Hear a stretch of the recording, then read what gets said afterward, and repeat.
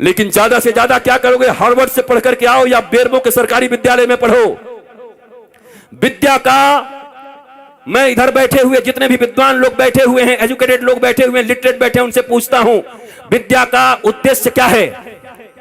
Education का उद्देश्य क्या है? किसके लिए अपने बच्चों को पढ़ाते हो? तुम खुद किस लिए पढ़े थे? किसके लिए? एम्प्लॉयमेंट के लिए, नथिंग एल्स। रोटी कपड़ा और मकान, एक दुकान, दो दुकान, 5 दुकान, 7 दुकान, उसके बाद सीधा श्मशान। यही है तुम्हारी जिंदगी। रोटी कपड़ा और मकान, 70 साल की जिंदगी में 1 से 5 दुकान किए और फिर 4 कंधों पर श्मशान चले गए। इसी के लिए पृथ्वी पर आए थे।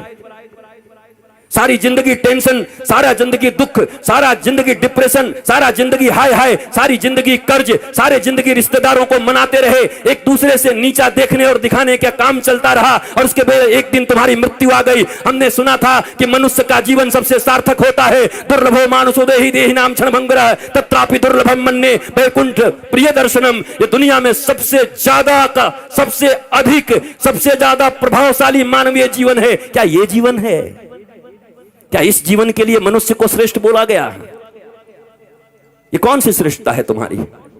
तुम चैन से सो नहीं सकते, तुम चैन से बैठ नहीं सकते, तुम पड़ोसियों का उत्थान नहीं देख सकते, तुम दुख को हैंडल नहीं कर सकते। राम जी के जैसा सत्ता चला जाए, उसके बाद भी जब माता कौशल्या पूछती हैं, राम तुमने सब काम कर लिया ना, सारी पूजाएं कर ली ना, कल मेरे बेटे का राज्याभिषेक होने वाला है, कल तो युवराज बनेगा। तो धीरे से राम जी कहते हैं, माँ मेरे पिताजी इतने छोटे थोड़ी हैं। बोला क्या हुआ? मेरे पिताजी ने निर्णय किया है कि छोटे से राज्य अयोध्या का मुझे युवराज नहीं बनाएंगे। पिता दीन मोहि कानन राजू, उन्होंने मुझे बन का राजा बना दिया है, मुझे बन का विराट राजा बना दिया है। ये राम है। रातों रात सत्ता छिन गई पर अपने पिता को कह रहे हैं, मेरे पिता ने मुझे बन का राजा बना दिया। मां अयोध्या छोटी है, मैं बड़ा हूं ना। तो कहा तू इतना छोटा राज्य संभालेगा? तू बन का राज संभाल जा। लाखों ऋषि महर्षि तेरा इंतजार कर रहे हैं। कई सबरी तुम्हारे लिए बैठी हैं, कई सुतीक्षण बैठे हैं, कई सरभंग बैठे हैं, कई जटायु तुम्हारे लिए बैठे हैं, कहीं सुग्रीव बैठा है बाली से लात खाए। जाओ सबका उद्धार करो। और इसलिए राम को वनवास दे दिया। पर तुम्हारे जीवन में ऐसी स्थिति आ जाए तो तुम्हारे बच्चे आत्महत्या कर लेते। नंबर कम आ जाए, अगर पिताजी ने कह दिया, माता जी ने, अगर तेरा 80% से कम आया, शर्मा जी के बेटा से अगर तेरा नंबर कम आया तो मैं जहर खा लूंगी। बच्चा देखता है नंबर तो आया 60%, घर आते आते सोचता है आखिर माता पिता ने कहा है हम जहर खा जाएंगे, वो क्यों मरेंगे, हम ही खा जाते हैं। इतना प्रेशर क्यों पढ़ने का? क्या पढ़ा रहे हो? मशीन बना रहे हो बच्चों को? गधों की तरह बोझ टांग दिया है यहां पर। क्या करोगे? 2 रोटियां ही तो कमाओगे ना, 2 कपड़े ही तो पहनोगे ना, इतने ही ना, किससे कुछ ज्यादा? रावण और राम की वृत्ति में क्या अंतर है? इतना ही तो है।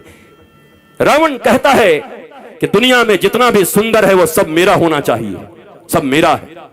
राम जी कहते हैं जो मेरा है वो सबसे सुंदर है। यही राम और रावण के विचार में अंतर है। जो मेरा है वो सबसे सुंदर है। दुनिया का सब सुंदर मेरा करने में तो रावण बन जाओगे। इस वृत्ति का अंतर है। यही राम और रावण का युद्ध है। जो प्राप्त है वही पर्याप्त है, नहीं तो सर्वत्र दुख व्याप्त है। जो प्राप्त है वही पर्याप्त है। मेरे पास जो कुछ है वही है। परिश्रम करो, पुरुषार्थ करो, प्रार्थना करो, पर रो मत। वही है वही जो राम रचि राखा, को करे तर्क बढ़ावा ही शाखा। इसका मतलब ये नहीं कि आलसी बन जाओ। अगर मैं भी ये कह के पढ़ा होता कि राम जी का कथा होगा तो राम जी कराएंगे, तो क्या राम जी हमारे घर में एरोप्लेन घुसा देते? एयर इंडिया को क्या करते? हमें आना पड़ा, हमें निकलना पड़ा, वृंदावन से आकर के दिल्ली आना पड़ा, दिल्ली से हमें फ्लाइट लेनी पड़ी, फ्लाइट से आकर के रांची लेना पड़ा, रांची से 2.5-3 घंटे में हम और अन्नू बैठ करके साथ साथ में यहां तक पहुंचे, तब जाकर के बेरमो फूसरो पहुंचे। यहां घाटी ऐसी ऐसी, पूरा झारखंड।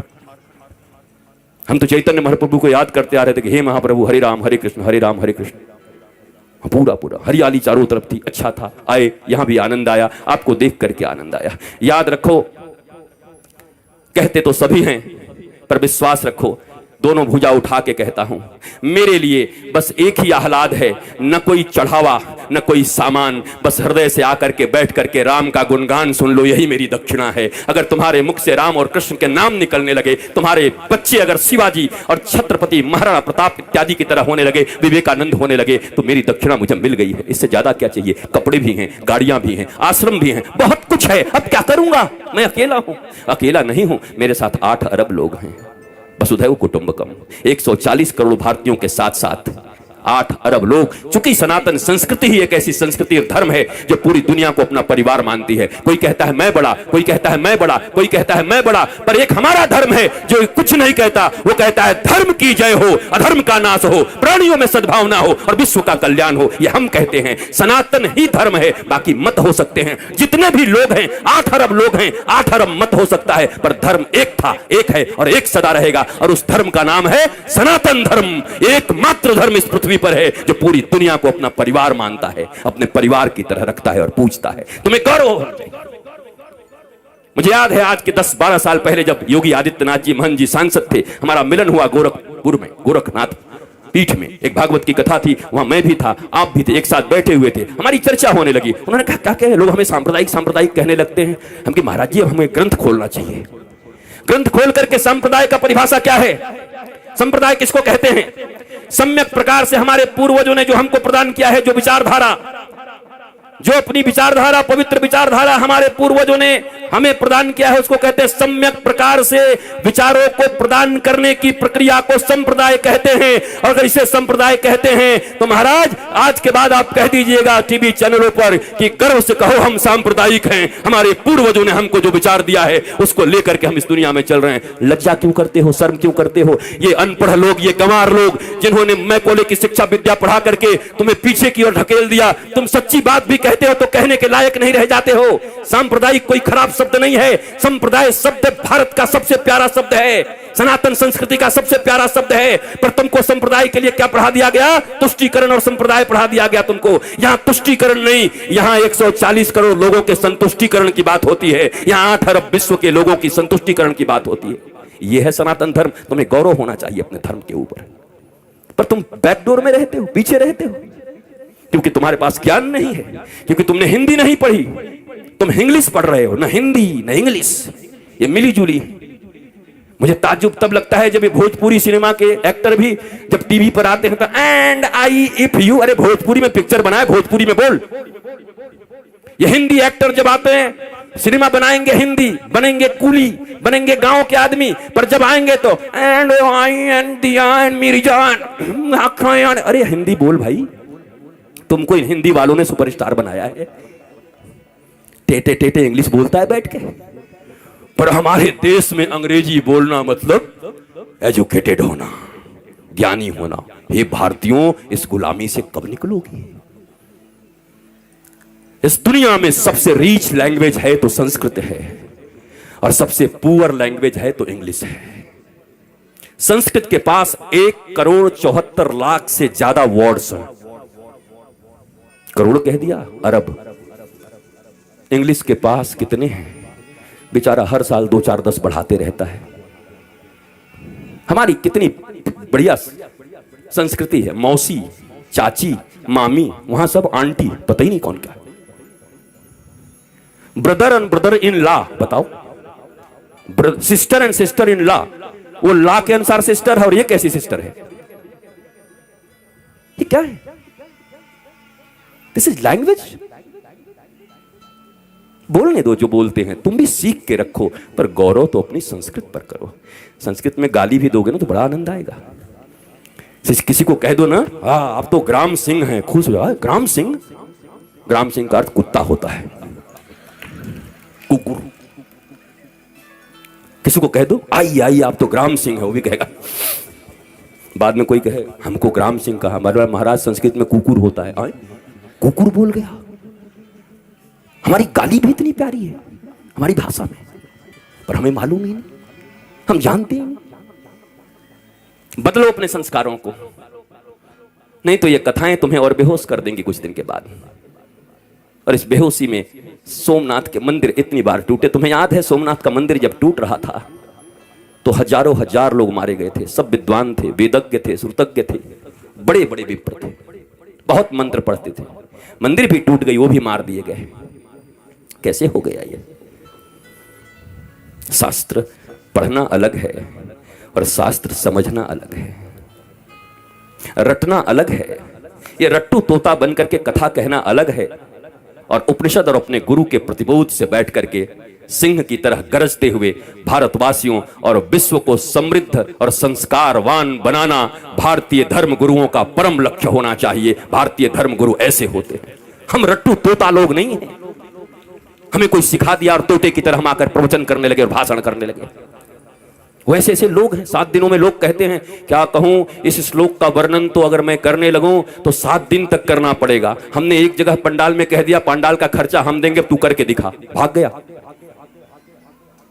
क्योंकि कर ही नहीं सकते 7 दिन तक। पर ये रट लिया है, सिखाया जाता है कैसे बोलिएगा कि अभी समयाभाव के कारण इस श्लोक की चर्चा तो मैं 15 दिन तक कर सकता हूं, लेकिन आइए समयाभाव के कारण आगे बढ़ते हैं। मैंने कहा पंडाल का खर्चा, माइक का खर्चा और आपका भी खर्चा मैं दे रहा हूं, आपको इसी श्लोक पर बोलना है। मैंने सुना, दूसरे दिन सुबह निकल गए कि कहां से इसका विवेचना करूं, कैसे करूं। ये कोई व्यवसाय नहीं है, कोई व्यापार नहीं है। प्यार को व्यापार मत बनाओ। धर्म प्यार है, धर्म प्रीति है। धर्म से डरते नहीं हैं, धर्म प्रेम वर्धित करता है। भक्ति और विभक्ति 2 चीजें होती हैं। भक्त बनने आए हो, विभक्त का अर्थ होता है अलग होना भगवान से, और भक्त का अर्थ होता है जुड़ जाना। इस बाजारवाद की दुनिया में हर जगह बस सामान की तरह हम बिक रहे हैं। रोज तुम्हें लुभाया जा रहा है, पूरा बाजार चुंबक हो गया है, तुम सड़े हुए लोहे हो गए हो। सब कुछ उसी में छीना जा रहा है। कमाल हो गया। बरसों से हमारी रक्षाबंधन की कितनी सुंदर परंपरा चली आ रही है, और उस परंपरा में आज क्या होता है, फलाना डायमंड दो, इस रक्षाबंधन पर अपनी बहन को उपहार दो। बताओ वो भाई क्या करेगा जो खेतों में काम करता है।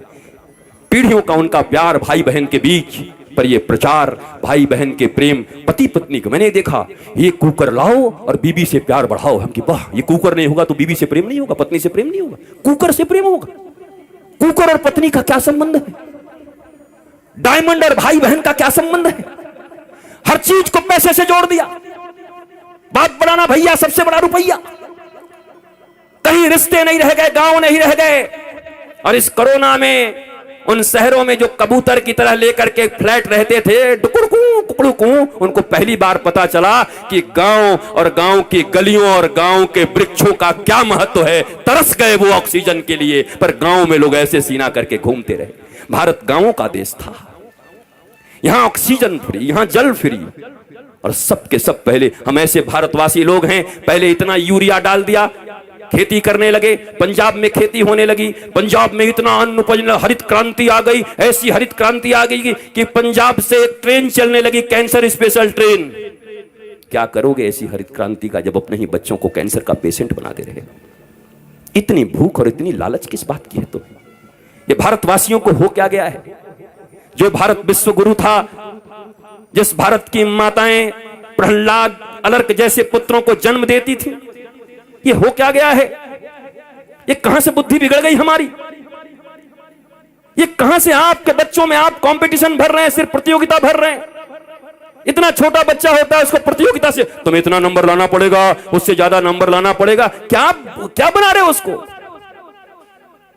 कोई कहता है डॉक्टर बनो, कोई कहता है इंजीनियर बनो, कोई कहता है ये बनो, कोई कहता है व्यवसायी बनो। कोई नहीं कहता बेटा तो कुछ बन न बन, पर श्रवण कुमार की तरह ऐसा बनना कि बूढ़े माता पिता को अगर तीर्थ करने का मन हो तो कंधे पर बिठा के ले चलना। इंसान बन जा, आदमी बन जा, सच्चा बेटा बन जा। वो कोई नहीं बना रहा।